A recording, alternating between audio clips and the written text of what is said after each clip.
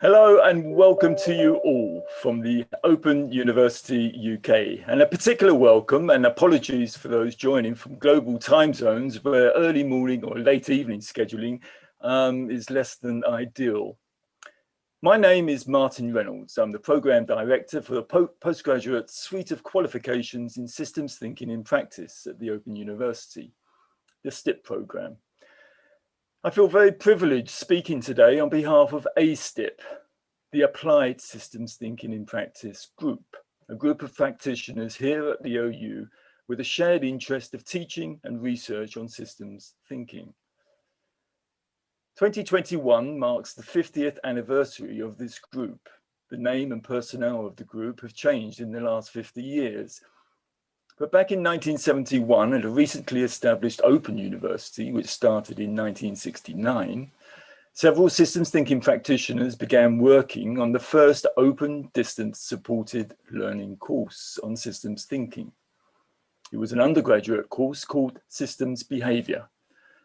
Since that time, the OU has had over 40,000 students taking a variety of systems courses, whether as standalone modules or as part of different undergraduate and postgraduate programs of study. In 2010, we launched a specific postgraduate suite of qualifications for STiP, with now over 1,000 students having studied our core STiP modules. So today's seminar is the first in a series of events marking our 50th anniversary.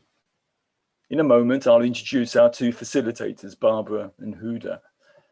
They will introduce in turn our special guest speaker, Andrew Mitchell. Following questions and discussion after Andrew's presentation, my colleague Ray Eisen will close today's session with some personal reflections on teaching systems at the OU, along with some further information on future 50th anniversary events. Now, on that note, I would like to quickly give you a heads up on our next event, which is now scheduled for the 25th of May. My good friend Glenda Eon will be our guest, speaking from her home in Minnesota. Glenda will draw on her expertise and experience of working with complexity science and systems thinking. So Ray will say a little bit more about this later, but please do save the date, the 25th of May, with the same timing as today as well. So before handing over to our facilitators, I would like to pay a brief tribute to our STiP alumni, and in particular, our postgraduate STiP alumni since 2010, many of whom are joining us today. Our postgraduate STiP alumni are not typically master's students. Many choose to engage with our core STiP modules in order to support their existing professional practice.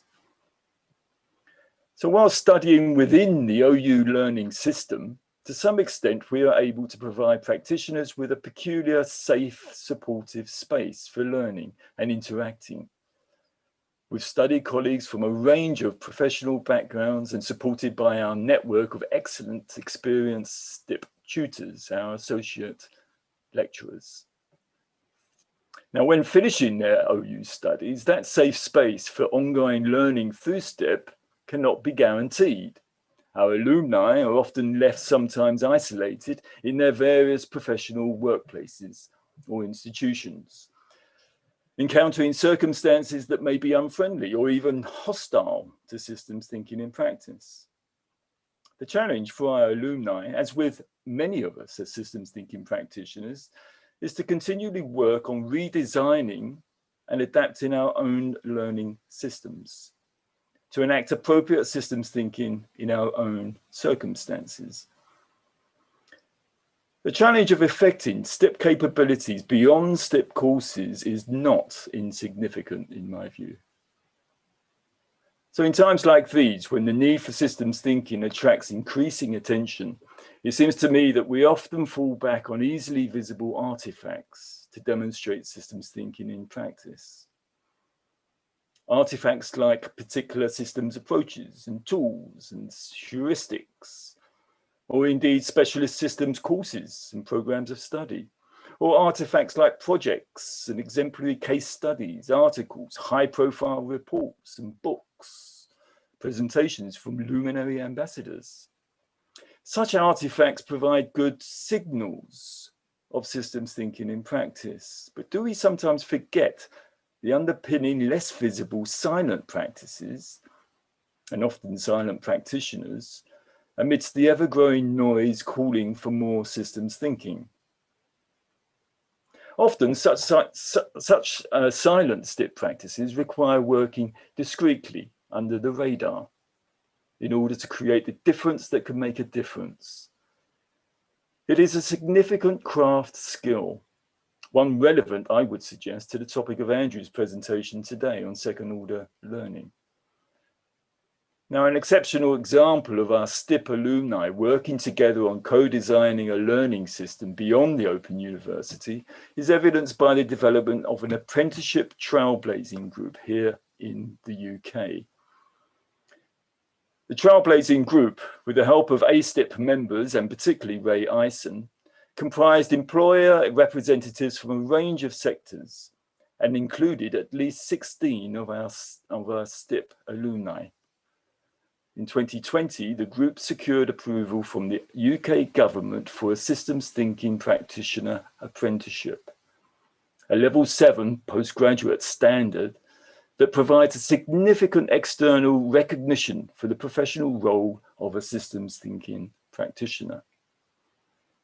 So on behalf of STiP today, I would like to congratulate our STiP alumni, not only for this success, but also for the many other less visible day-to-day achievements in fostering systems change and transformation using STiP capabilities, often in challenging circumstances and often requiring elements of silent practice.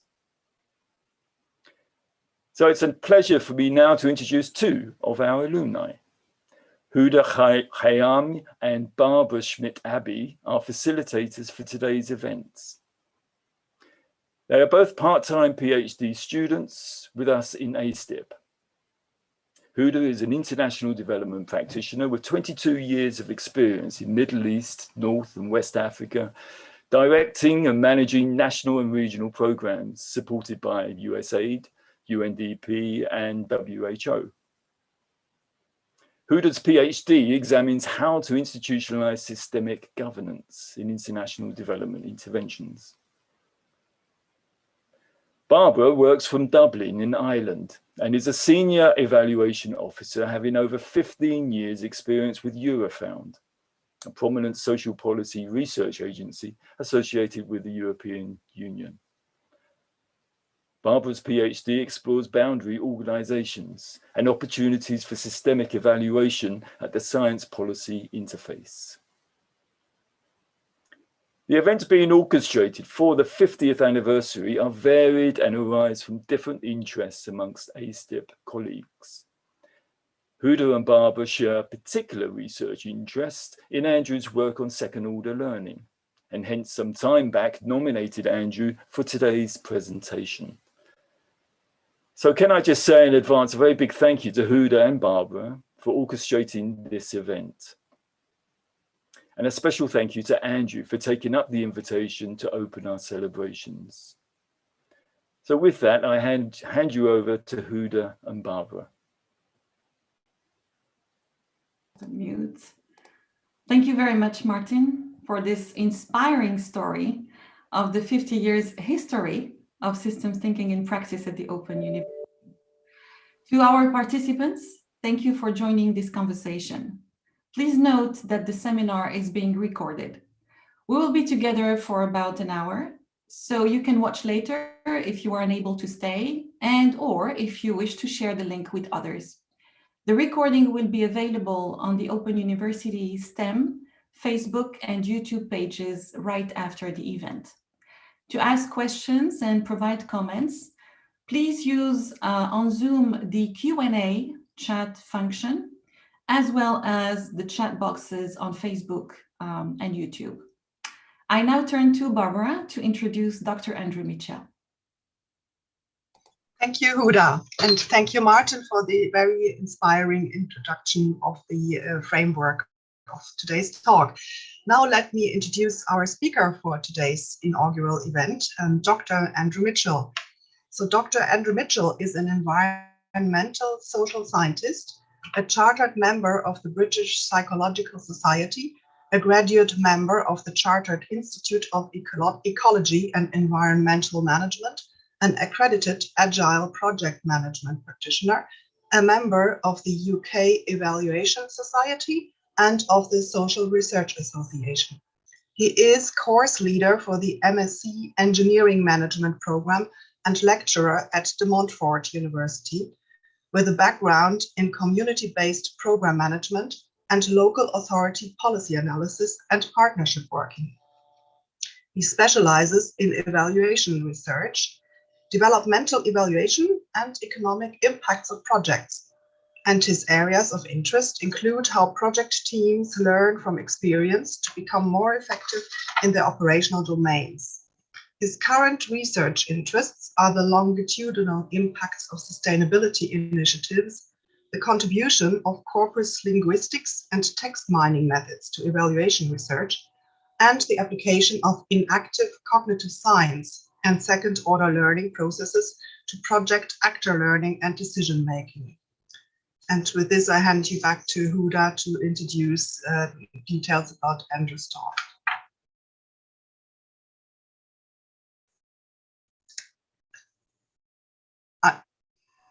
Mute, sorry. Thank you, Barbara. So if systems are networks of relationships among distinguished unities or hollands, and if systemic interventions involve influencing those relationships in some way, then two issues emerge as being worthy of further consideration. First, the larger issue of how the universe is constructed such that it can see itself. And this is the original act of distinction through which the one becomes two and the two becomes three in generative recursion. Second, the issue of language as a relational manner of living, such that we bring the universe into being as a series of agreements about how it is and is not distinguished, including the distinction of ourselves as observers of that which we distinguish. In this short seminar, Andrew will explore how thinking from within the generative recursive frame of second-order systems furthers our study of how we learn and how it may inform our responses to wicked problems, such as the Anthropocene and sustainability. Without further ado, Andrew, over to you.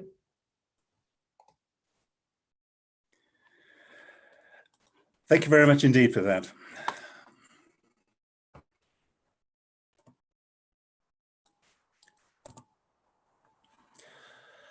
Well, good afternoon, and thank you for tuning in. I'd like to extend my appreciation to both Huda and to Barbara for their invitation to kick off this 50-year celebration of systems thinking at the OU, and together with Katrina for their diligent work behind the scenes in pulling everything together so smoothly.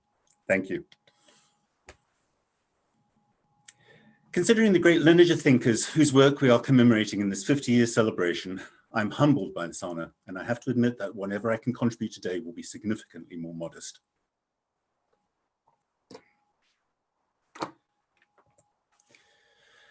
As a way of starting, I will just briefly outline what I hope to cover in the next 25 or so minutes. I'll begin by laying out my own speaking position in terms of what has and continues to influence me in both my thinking and practice. Thereafter, I'll introduce second-order systems thinking and some of the insights it engenders. Here, practice refers to teaching, research, and consultancy work, such as evaluation. So therefore, I'll be considering some of the implications of second-order systems for learning and for practice. I'll conclude with some brief comments about where these ideas have led me to with respect to my own research, and then we'll open up the floor for questions and a more inclusive discussion. On the slide is a pie chart, which shows the relative chunks of my career during which I worked as a therapeutic counselor, as a policy analyst in a local authority, and since late 2013 in academia. In itself, this is not particularly interesting, but I show this to locate my influences, which are primarily from the domain of therapeutic counseling. My experience as a therapeutic counselor involved working with people reporting suicidal ideation, mental health concerns, people experiencing addictions, perpetrating violence and abuse, and so on. Because of a number of issues presented in therapy have real-world consequences, for some even a case of life or death, theirs or someone else's, whenever I would read theory or consider specific schools of therapy, the overriding concern was how well would this translate into actual practice? So the first litmus test for me with respect to theory is the extent to which it lends itself to practical application. How does it address real world problems, some of which literally meant the difference between life and death? Now, while thankfully, academia tends not to involve life and death levels of responsibility, we are nevertheless consulting on a sustainability project, or when we are researching a method for restoring habitats for biodiversity, or addressing poverty alleviation and so on. These still have real world matters, and the theories we use to inform our thinking have consequences. The other reason I mention my background in therapeutic counseling is that at heart, it is a matter of engaging people to re-strategize ways of living and of doing. Therapeutic conversations are change-oriented conversations, resolving a problem, doing something differently, including the doing of a particular project activity, of obtaining a fresh perspective on something, all of which takes place within a relationship of caring. Indeed, the word therapy derives from therapia, which means to care for. I mention all of this as a way of setting out my stall, that while I love a good theory, what matters is whether or not it has real-world relevance. So, with this as background, let's now consider second-order thinking and practice more directly. We have Margaret Mead and Heinz von Forster to thank for the development of second-order thinking, although some of the ideas can be traced back to Charles Sanders Peirce and Dewey, Vico, and Kant. At one of the now legendary Macy conferences, Mead noted that it was all very well talking about cybernetic systems, but in so doing, the observer of those systems tended to be absent from consideration. The observer was outside of the system in question. However, according to Mead, the observer is the one who demarcates the system of interest. So perhaps we should in fact be talking about observing systems, not just observed systems. According to von Forster, who at that time was the scribe for these meetings, when it came time for him to write up his notes, Mead was already off studying an indigenous people somewhere remotely and beyond contact. So he took the liberty of calling Mead's insight a cybernetics of cybernetics, subsequently shortened to second-order cybernetics. The basic idea behind second-order cybernetics, or systems, is that the observer is implicit to, is included within the observed system through the connotative act of differentiating where this ends and that begins. Second-order thinking, therefore, makes explicit the generation of system boundaries as acts of distinction. But there is already more to this story, and requires us to introduce another thinker whose work should be essential reading for anyone studying systems. In the late 1960s, George Spencer Brown published Laws of Form, a remarkable work on what he called indicative calculus, or primary arithmetic, and which applies Boolean logic to demonstrate the false distinction between appearance and reality. Put differently, and to quote, "A thing is not possible unless it is imaginable, and we could never confirm that it was possible unless it appeared in actuality," end quote. In his work, Spencer Brown argues that, quote, "A universe comes into being when a space is severed or taken apart.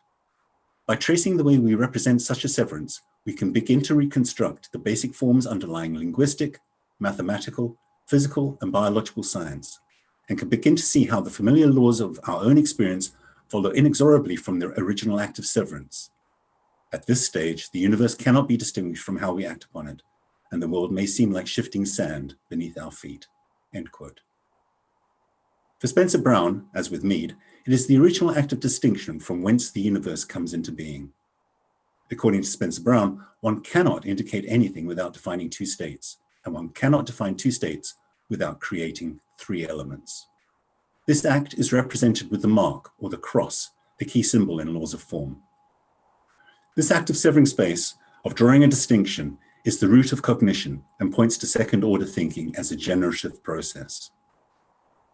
Second-order thinking, therefore, is specifically concerned not only with recognizing this, that the world out there does not exist until it is distinguished as such, but also with the processes by which such space is severed. This is a critical insight. Perception is not a passive reception of the world. Rather, it is a specification of a world. Perception is generative, not denotative, and since our activities of sense-making are predicated on perception, sense-making too is connotative. I must stress that this is not a lapse into solipsism. This is not an argument that there is no world outside of our imagining it. Neither is it a case of objectivism, that what we perceive is reality. Rather, it is a subtle but important third way that the world comes into being in the act of perceiving or drawing distinctions. The upshot of this insight then is the deceptively simple point that whenever we are discussing a given system of interest, we are actually discussing the generative processes of the observers who are discussing the system of interest. The implications of this are both profound and far-reaching, but one of the more central implications can be illustrated by means of a whimsical story with which you may already be familiar. One fine morning, a long time ago in what is modern-day Germany, a young baron was riding his horse through the countryside until he suddenly became aware that both he and the horse were immersed in a deep pool of mud. The more he urged his horse forward, the deeper they sank, until the horse was submerged in mud up to its breast and sinking slowly. The baron's life flashed before his eyes until he became upon an idea so absurd that it might just work. Reaching round behind his head, he grasped his pigtail and lifted upwards. Slowly at first, the baron and his horse started rising from the mud until suddenly they were free of the cloying mud and could settle on firm ground again. Thus was born the myth of Baron von Munchausen's amazing feat of self-rescue by means of his own pigtail. The amazing physics of bootstrapping notwithstanding, the point of this story, and indeed the key insight of second-order thinking and the laws of form, is recursion. This is a principle that has long been recognized in human cultures. For example, the mythical Egyptian icon of the Ouroboros, which symbolizes a snake eating its own tail, which has been interpreted as signifying infinity, as well as the cycle of life and death. When confronted by a circle, there are no beginnings nor endings, and any entrance point is as good as any other. Second-order thinking and practice privileges recursion or circularity as the prime organizing motif. In relation to human systems, then, we find ourselves already living in a world that we have been taught how to make sense of. However, the first distinction, Spencer Brown's universe brought forth by severing a space, has long since been lost to our recollection. Indeed, the original distinction is our constitutive blind spot. And of course, without language, we have no way of even articulating this unsevered space. So we find ourselves already living within a world we are actively making sense of. We are, in Jim Sturman's words, quote, passengers on an aircraft we must not only fly, but redesign in flight. At best, we may concede, along with von Glassersfeld, that we can talk about the viability of a fit with some unknowable world, but never can we legitimately talk of a match with a such world. Varela talks of this as laying a path while walking, such that the world within which we live is enacted, brought forth or realized at the instant we act upon it. No distinction between perception and action, or between thinking and what is thought. Language, although Maturana would prefer we refer to languaging as a verb rather than as a noun, is a recursive system with which we orient ourselves to prior agreement about how the world is to be distinguished. As humans, we realize in these domains of distinction, entering into agreements and agreements about agreements through the recursive coordinations of consensual behaviors about how we encounter this world we find ourselves already existing within. And this is one of the main takeaway points. For me, second-order thinking foregrounds the generative heuristics with which the world in which we operate, including how we understand problems and solutions, is realized in and through our activities of living, the primary mode of which is, as I've been suggesting, through and in language. We can think of language then, as Alexander Kravchenko insightfully posits, as an adaptive activity which increases the efficiency of an organism's interactions with the medium. For humans, this occurs through the generative recursion of language with which we are dynamically coupled. Language is the milieu with which we structurally couple in the realization and conservation of our identity or autonomy. According to this biocognitive theory of language, then, we can understand languaging as a relational manner of living, and that patterns and forms have no reality outside of how we language them, that distinguished streams of present moment sensory experience do not lend themselves to reification, although we often commit what Whitehead termed misplaced concreteness, or perform the absurdity of von Munchausen and pull ourselves up by our own pigtails. To be human is to participate in a network of conversations through which our distinctions that compose reality are shared and coordinated.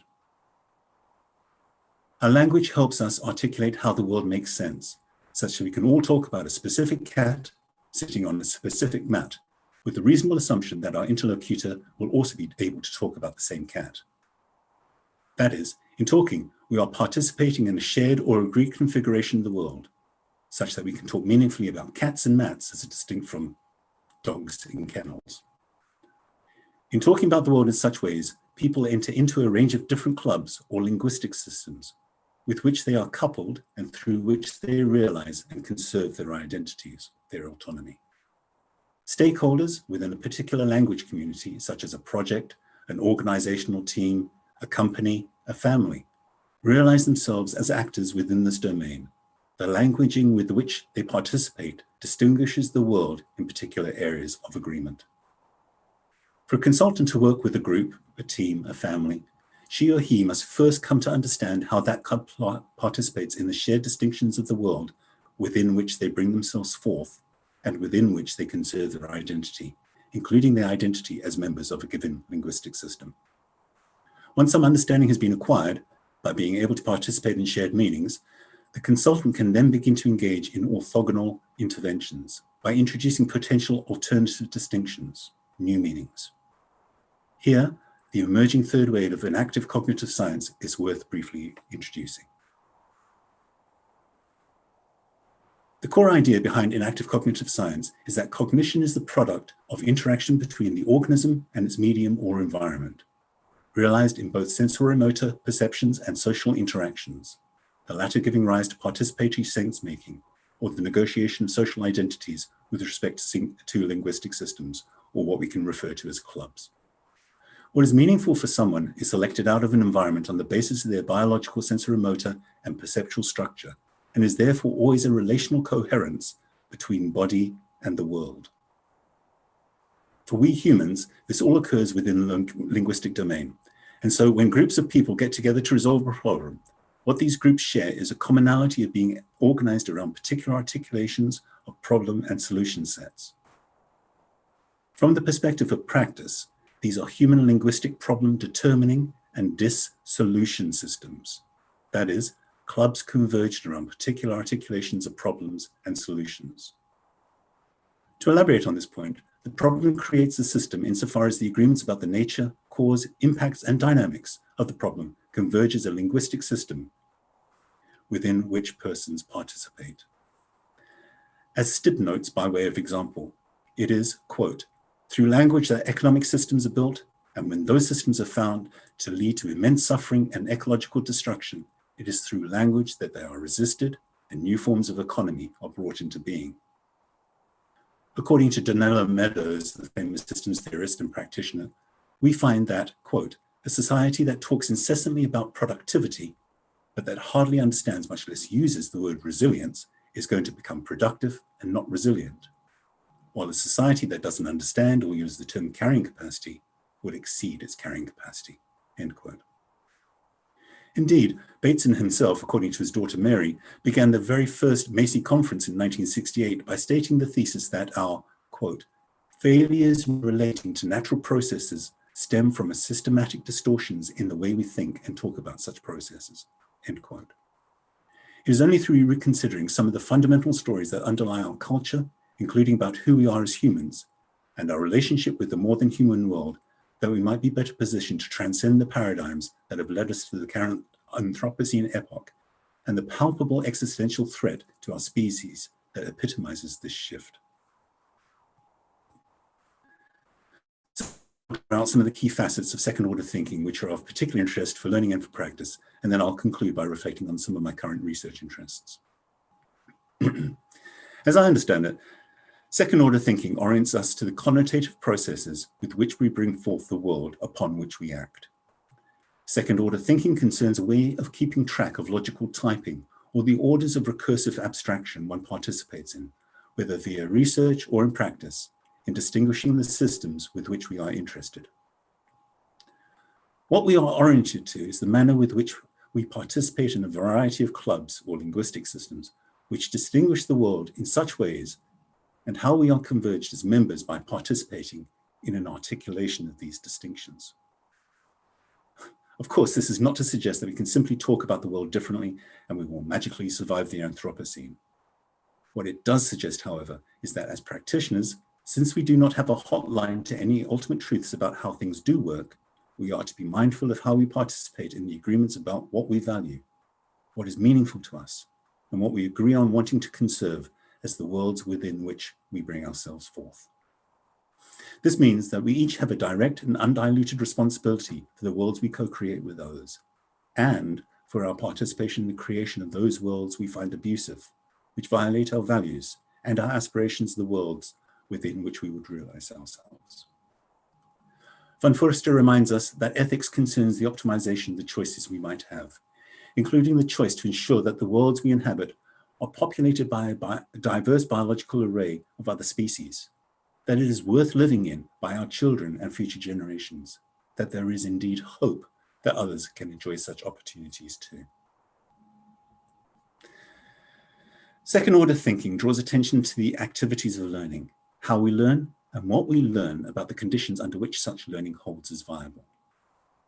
How many times have we fallen under the spell of best practice, which, when we try to apply it to a different context, fails miserably, and indeed may even result in more damage than if we had not done anything at all?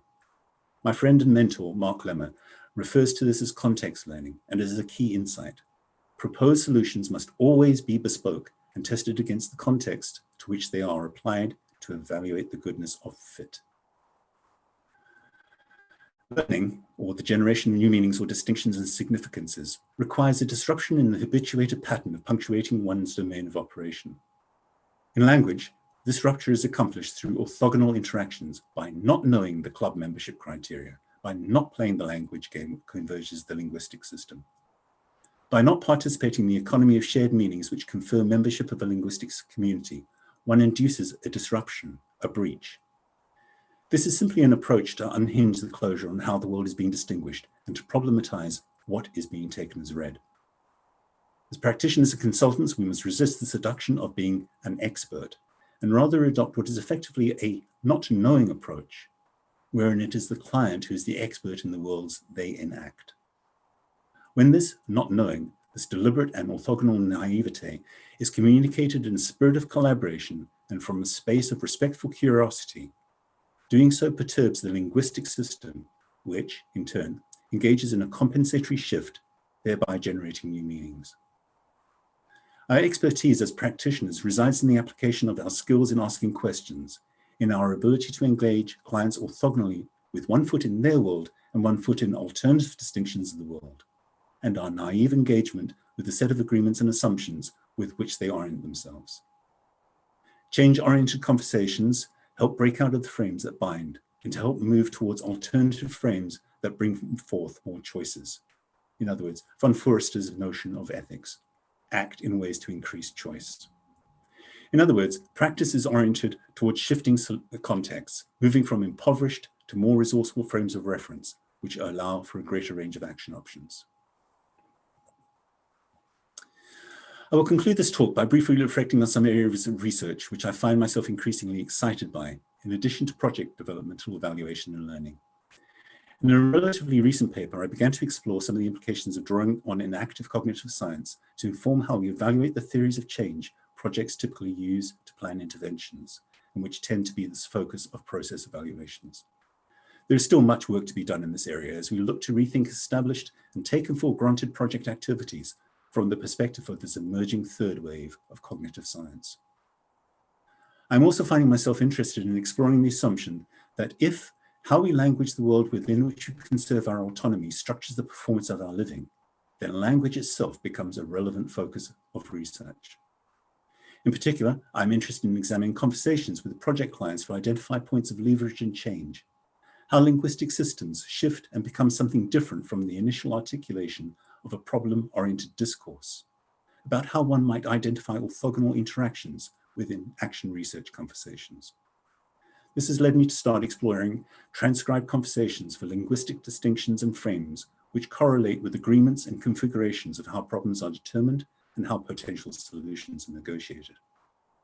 What I'm exploring is whether or not Evidence of cognitive activity, heuristics, can be found in the transcriptions of developmental evaluation and action research-based verbal exchanges. And if so, then as a consultant and as a researcher, how might I apply any insights arrived at as a consequence to strategically help engage clients in triggering changes in their practice? My aim is to trace how conversational realities are generated and performatively realized, and how these shape the subsequent development and dissolution of problem-determined linguistic systems. And so now we reach the end of this foray into second-order thinking. And in closing, I'm reminded of a comment by von Forster that what we need is a theory of the observer.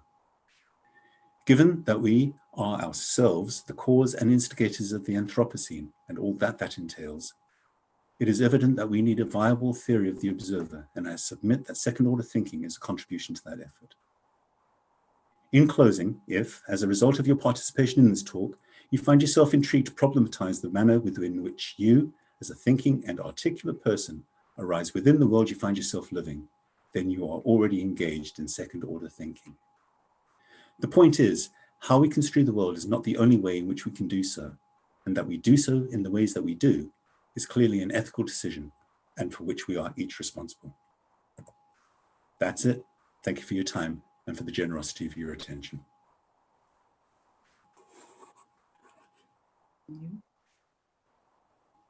Thank you very much, Andrew. We have a question here from John, who is asking, is there a useful distinction to be made in second-order thinking between language, frameworks, and models?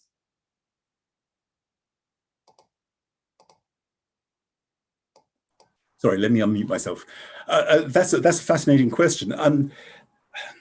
So I suppose frameworks really are ways of organizing the distinctions that we make into categories or classes or groups, such that, you know, I mentioned cats, for example, such that we can talk about cats as a species of animals and dogs as species of animals. So therefore we have a frame really in terms of looking at animals, four-legged animals, for example, and also, you know, domesticated animals. So that would probably be the main distinction that I would suggest. So we have linguistic systems as clubs which use particular frames of reference to organize their thinking and their articulation. I don't know if that answers John's question completely. Okay. Okay. Okay, no, thanks. Thanks very much, Andrew. That was, I think, it was a good stab at John's question. And then we have another question here from Kevin. What is the language of reward for second-order thinking? In many situations, the language of reward, salary, employment, finishing a project on time, is first order. What would it look like for second order? Interesting question. I'm not sure that I would necessarily, it'd be interesting to kind of probe this one further in terms of whether or not we say that the language of reward is first order or not. I would say that the language of reward from a second order perspective would be knowing how to go about getting those first order rewards. So it'd be learning about the conditions under which one can be triggered in terms of getting a salary increase or getting more prestige or whatever the case may be, and then applying those under specific conditions. It's effectively looking at the larger context within which those become first order rewards. Thank you. We also have another question from Elizabeth, who asks, can you say more about what you mean by language and by linguistic systems? Okay. I'll certainly take a stab at that. And if you're interested in going to some of the source material, I would strongly recommend reading some Maturana. The Tree of Knowledge, for example, Maturana Varela talks a lot about this. So it's probably a worthwhile resource to dig deeply into this. The main difference would be linguistic systems comes from the idea of linguistic domains, which are forms of ongoing historical structural coupling between unities and the media. So effectively, according to Maturana Varela anyway, almost all organisms actually generate a linguistic domain. The difference between then humans and other organisms is that through processes of recursion, articulations or distinctions can be made in terms of agreements about how about how the world works basically they form around this.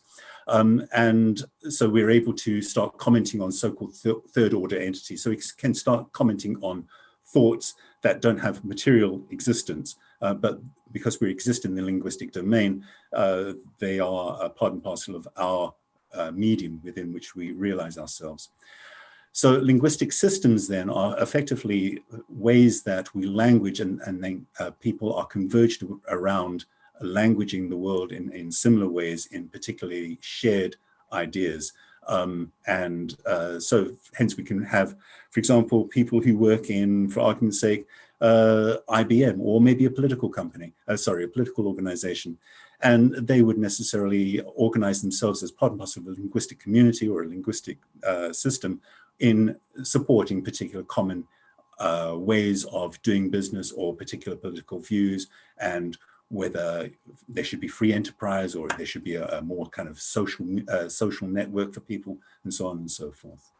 So those would be probably, I mean, this is a superficial take on this, obviously, but that would be probably the main distinction. Excellent. And there's more questions flowing in now. It's great, folks. So just firing them off at you, Andrew. So we have a question here from Facebook, I believe, from David. What are the implications of inactivism for artificial intelligence? Any thoughts on that, Andrew? Well, yes, and the person that I'd refer Dave to would be Ezequiel Di Paolo, who's been doing some great work down at the University of Surrey and elsewhere on applying inactive cognition to robotics. The main impetus, and to be honest, this is something beyond my area of any real knowledge about. It's way above my head. But basically what it means is that they're moving away from straight on kind of information processing, input outputting of computer systems and AI. And they're looking at how the AI systems are able to respond in real time. I think I'm getting this right, are able to respond in real time to changes in the environment within which they're operating. But as I said, I'm skating on thin ice with this one, so I think I'm going to stop where whilst I'm relatively ahead.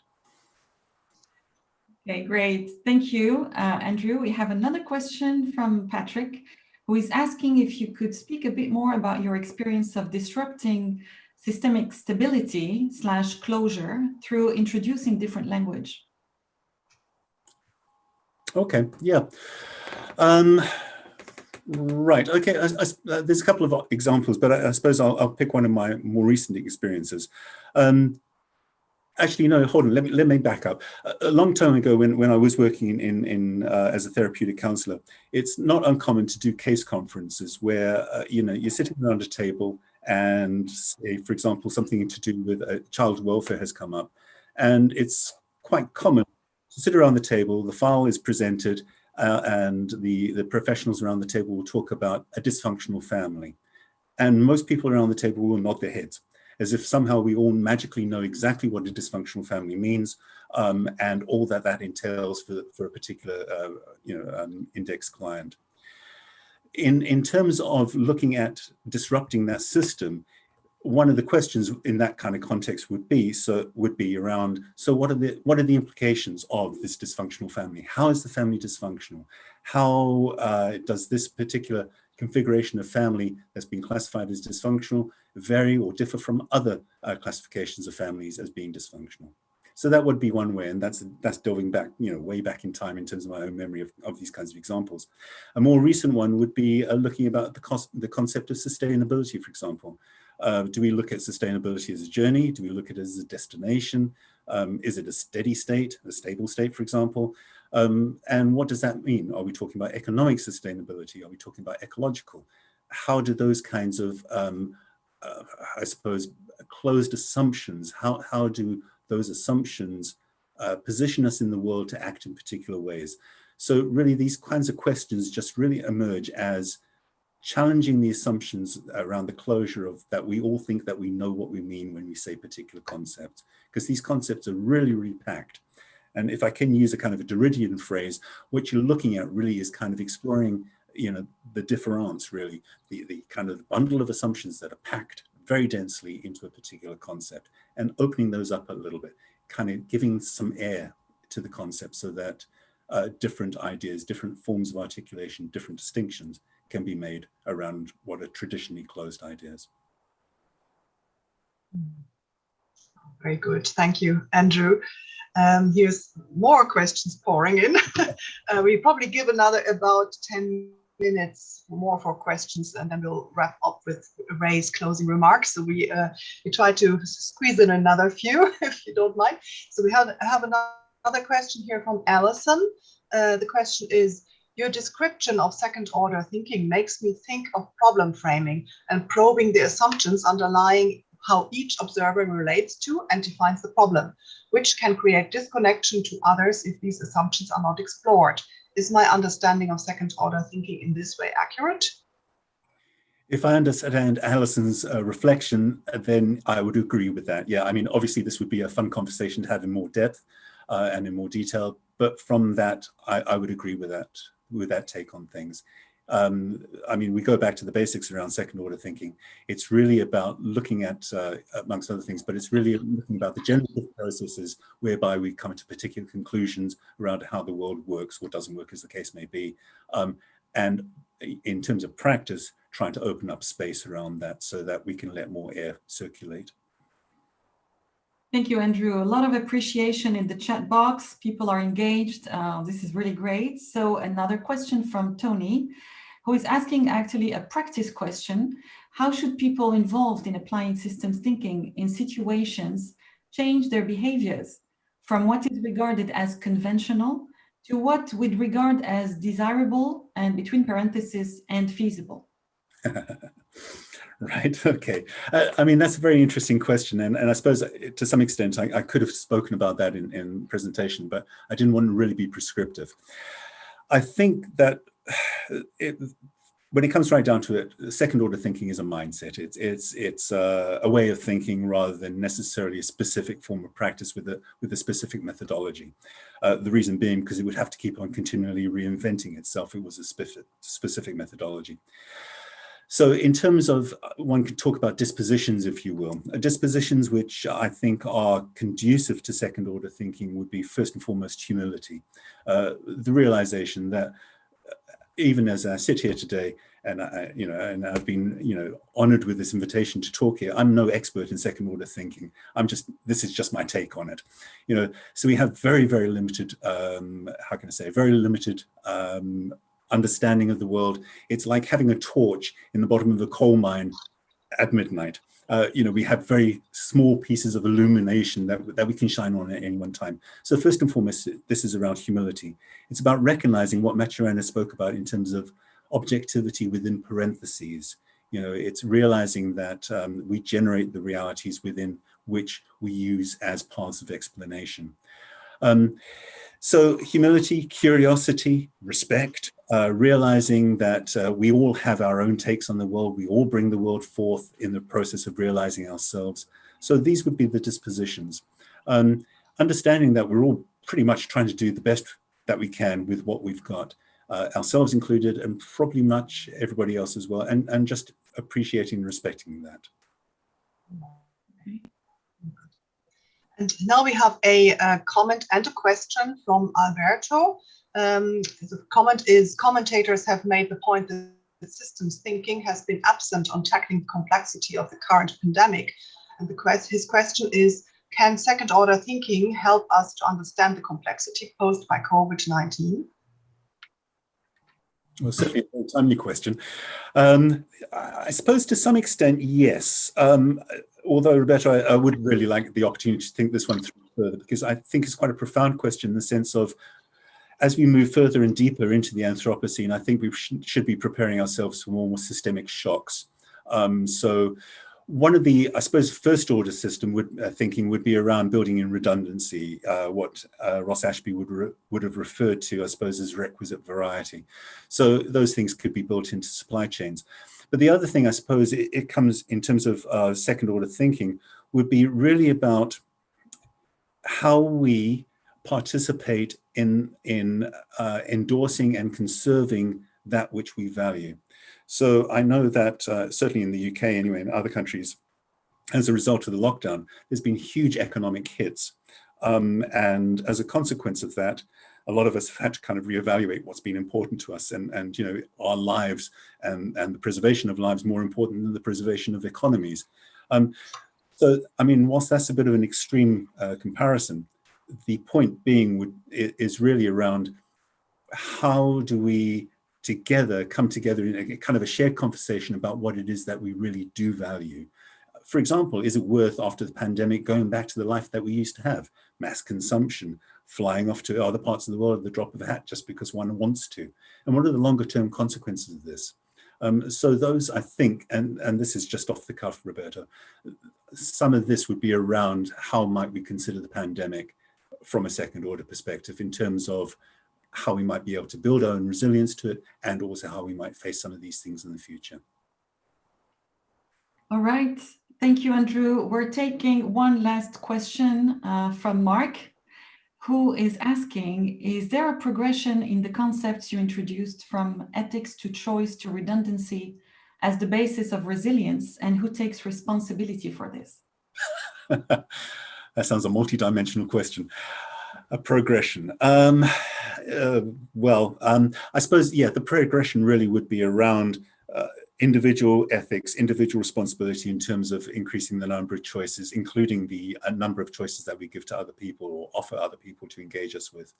I think I've lost the first part of the question, but if it's progression from ethics to responsibility to... Ethics, choice to redundancy. Okay, thank you. Well, so ethics then, I mean, if we follow the von Foerster idea of ethics, then that is really about the increase of choice, the multiplication of choices.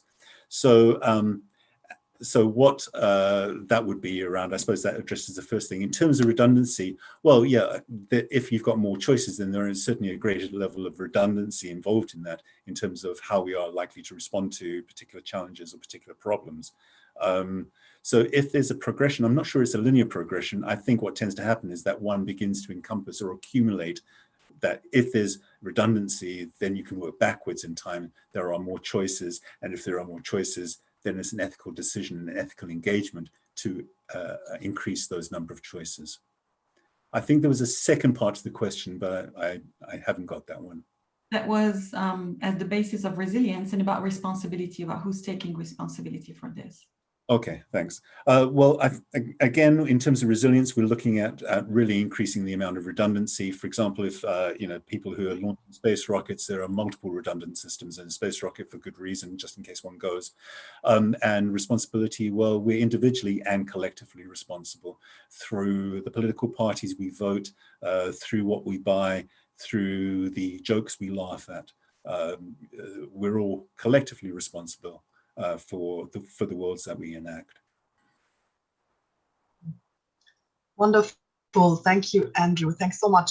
And for time reasons, we unfortunately have to come to a close on this question and answer and discussion section. And apologies to anyone who posed a question and we didn't get around to in time.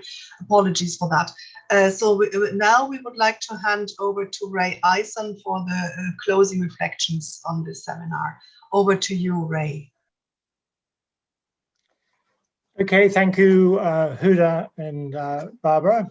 I'll just get my video. My video is not going to be there, so you may just have to listen to me rather than see me.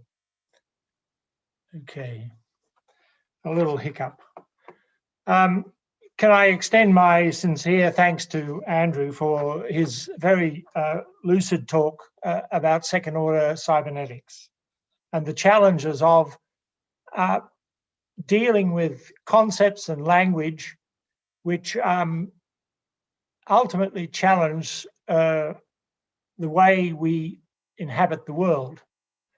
And it's very timely as we hopefully come out of a pandemic, but face the exigencies of the Anthropocene, that we open up our historical thinking to critical scrutiny. Second-order cybernetics is not new. It's been around, as Andrew has shown, from the MATI conferences with Margaret Mead and Heinz von Forster. It's been taken up significantly in systemic family therapy, and in my readings of systemic family therapy was where I first encountered it many years ago. It's highly relevant to those complex problems that are family breakdown, sexual assault, domestic violence, and which remain with us today. So there are many domains of human activity where investment in this way of thinking and acting holds significant promise. I have experience of some of the issues that Andrew has raised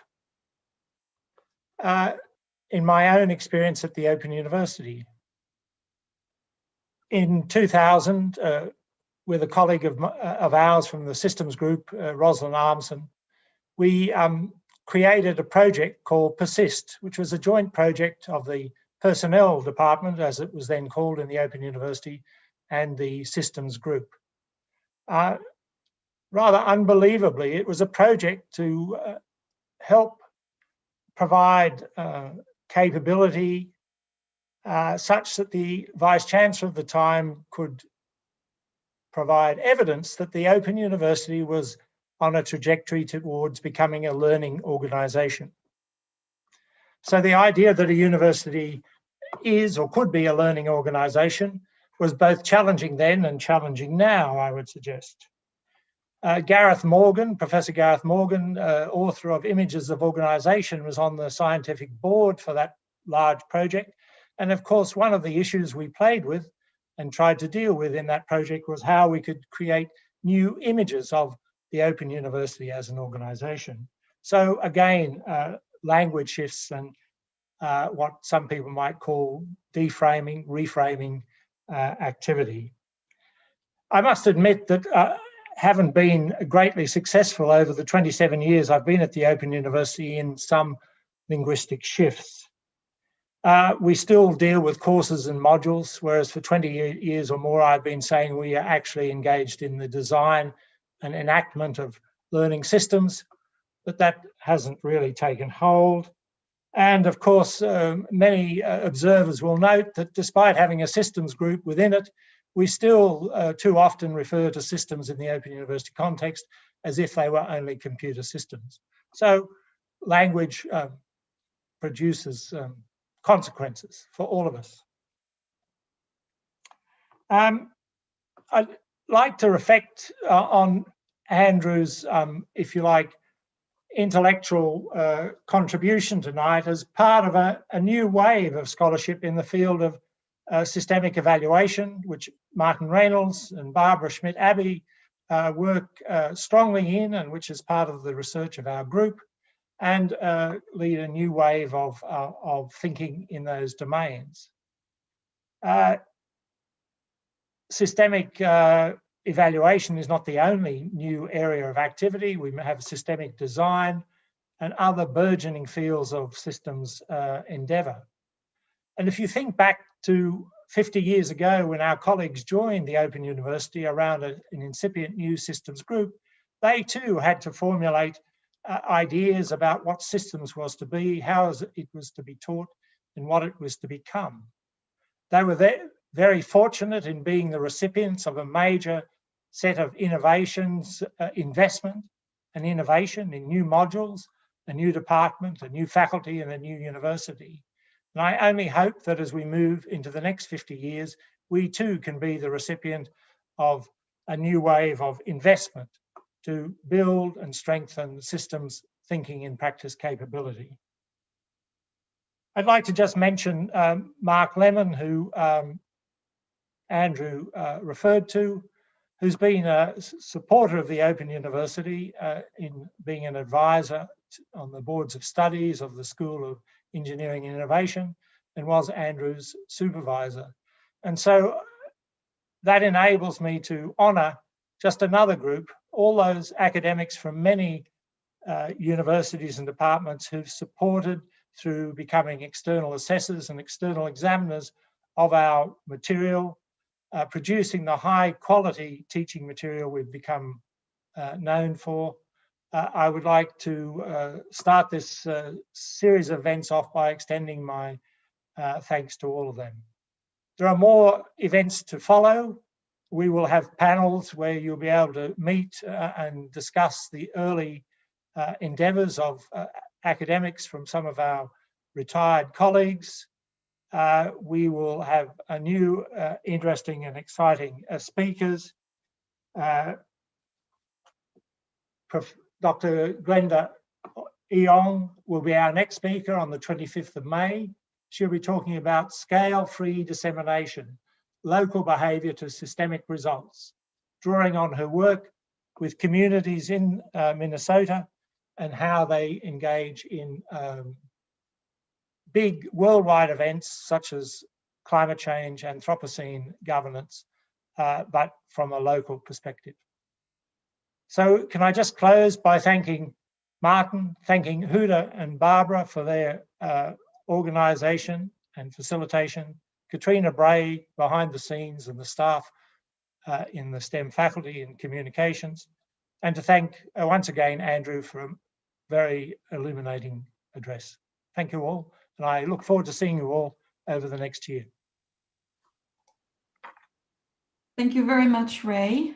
Thank you all for your participation. We would be very happy if you could please fill in the feedback form, which will be emailed to you shortly after the event ends. And see you all on the 25th of